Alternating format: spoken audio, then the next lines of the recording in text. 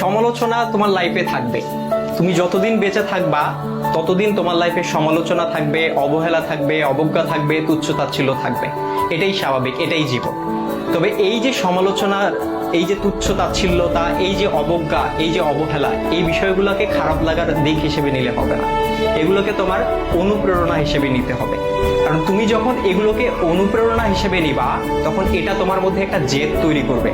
আর যেই জেদটা তোমাকে কঠোর পরিশ্রম করতে কি করবে ভাইয়া? অনুপ্রাণিত করবে। তোমার কঠোর পরিশ্রম করতে গিয়ে তোমার সব ধরনের ক্লান্তিগুলোকে দূর করে দিবে। আর যখন তুমি একবার কঠোর পরিশ্রম করতে শিখে যাবা, তখন স্যাক্রিফাইসের যে বিষয়টা, এই বিষয়টা তোমার মধ্যে অটো চলে আসবে। সুতরাং এই যে, আর সবকিছুর সাথে যদি বলো যে এই যে সমালোচনা, এই সমালোচনার পাশাপাশি জেদ, কঠোর পরিশ্রম, স্যাক্রিফাইস, আর এগুলোর সাথে যখন মেধার সংমিশ্রণ ঘটবে, তখনই তোমার স্বপ্নগুলো পূরণ হবে।